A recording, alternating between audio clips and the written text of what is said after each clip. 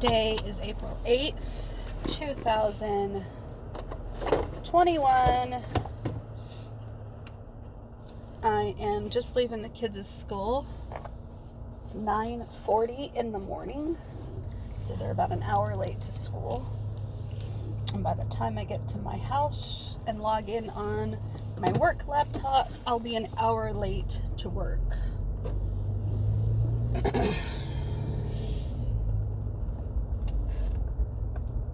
I had a rough night last night. If I upload these videos the way I intend to, the previous video was my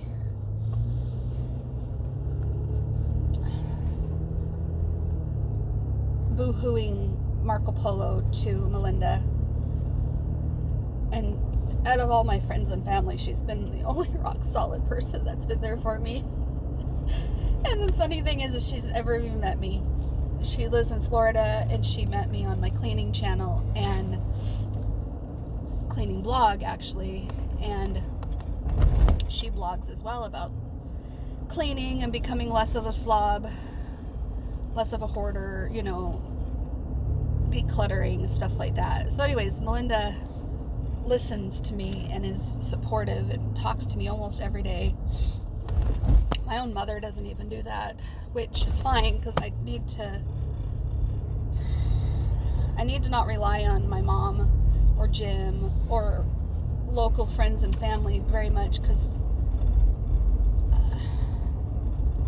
having somebody far away like Melinda makes her real enough for me to love that she's there for me, but also too far away for me to become too dependent on her. And so anyways, I'm boo-hooing at what time was it? 5 in the morning or something like that? Yeah. And I fell back asleep. I wanted to go over to Jim's this morning, but I didn't. I was going to go over there, snuggle with him in his bed. I really miss doing that. I miss snuggling with him. I missed everything being right with the world when I snuggled with him. When he snuggled back, We were always good at making up. And I really just want to make up with him. Oh God, that hurts so bad that I can't do that anymore. I'm grieving. This is part of the pendulum swinging, okay? Anyway, the kids had an orthodontist appointment this morning at 8 o'clock. And so I kept trying to talk myself out of sneaking into Jim's bed for the purpose of their orthodontist appointment. So I'd be there to wake him up and be there to take him on time, blah, blah, blah, blah, blah. Oh, it'd be great. I was just looking for excuses to go be with Jim. And I managed to close my eyes, count to 100. We'd reevaluate the situation after 100. That's what we usually do. That's our way of meditating and clearing our mind from the arguing noodle thoughts, is we count to 100, we close our eyes and just count slowly to 100. And I must have fallen asleep before I got to 100, because next thing I know, my alarm clock's going off. And now I'm running late to take the kids to the orthodontist appointment. Anyways, long story short, because I got to get back into work. I'm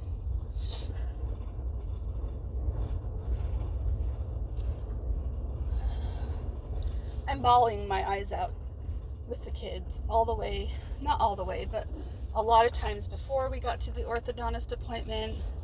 Matthew's got such an attitude problem this morning.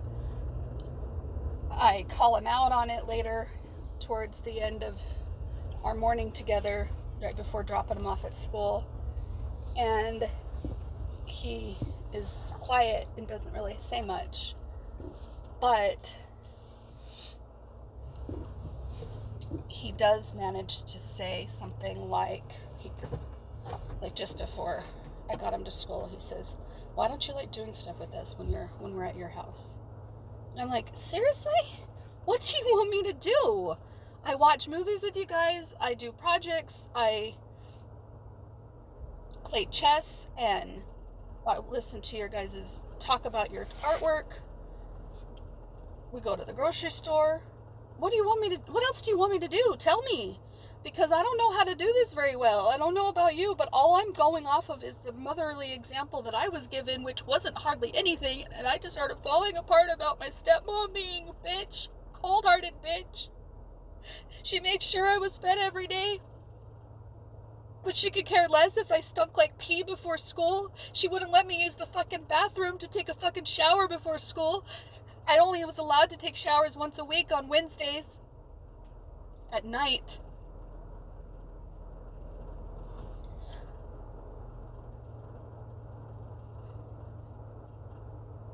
My school was on her way to work, and she just drove right past me. She saw me walking.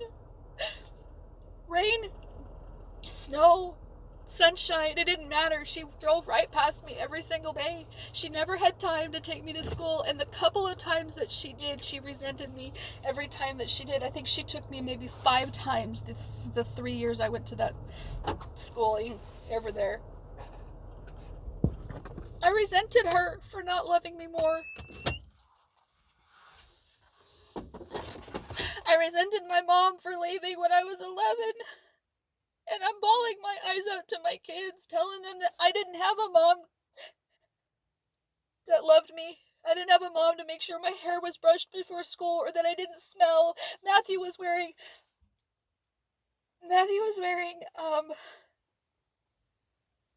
sweatpants that were high waters on him. And I recognized him wearing them today because he wore them yesterday too. And I said, are those the same pants as yesterday? He goes, yeah. And I go, do you need to do laundry, Bubba? And he's like, yeah. And so I made it a point to go to Walmart after the orthodontic dash. And we went to Walmart, and he thought he was a size 12. And I'm like, no, but I think you're a size 16. And I'm like, the dressing rooms were closed, so he couldn't try them on, and I'm stretching him around his hips, and he's feeling all embarrassed as a 13-year-old boy would, and he's like, I think I'm 14, Mom, and because they're really long on him, like, they're going past his shoes, and we tried the 14s, but the 14s don't quite go past his hips, and I'm all, Matthew, I really think you should get a 16, and look, you can still strap them and make them tighter if you need to, you know. So we bought the 16s. I had him go to the restroom. I had him put them on, and he says they fit fine.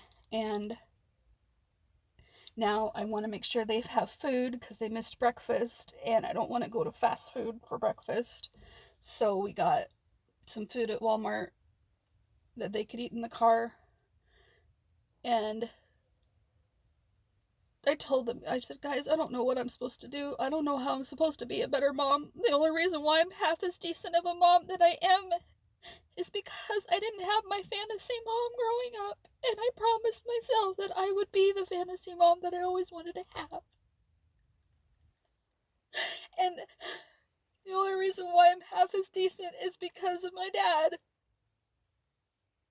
My dad was a good guy. My dad made sure we had braces, and my dad made sure that we had fun, and that we learned the value of $1, and that we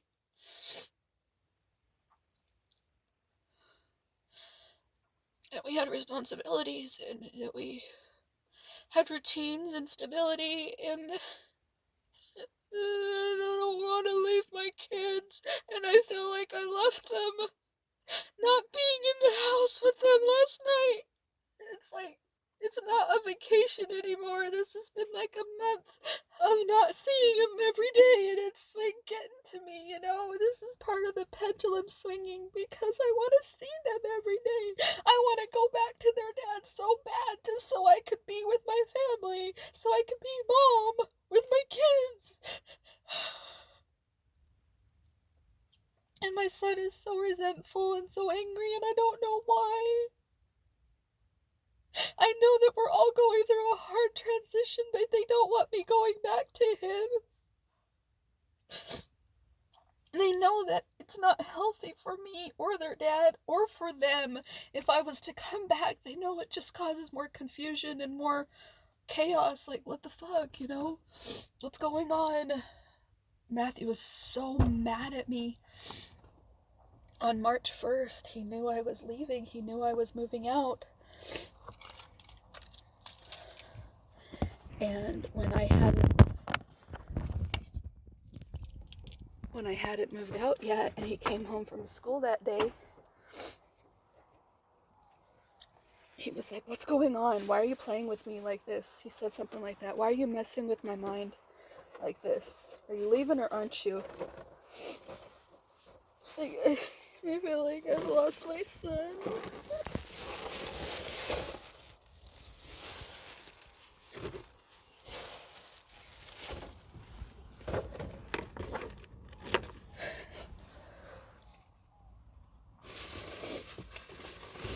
I need to get this food and I need to go to work. Even though I could really use an emotional, what do you call it?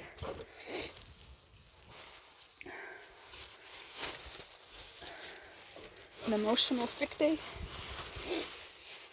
A mental health day, that's what it's called.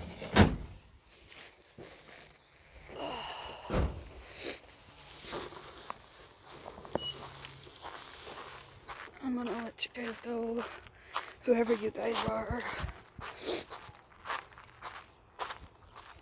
But the only reason why I didn't leave gym back when I wanted to leave gym was because I didn't want to put my kids through this exact thing that they're going through.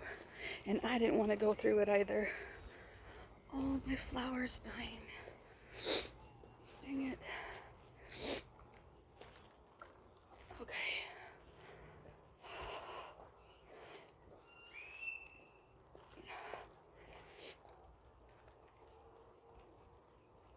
I need to have two hands, so I'm gonna put the phone down.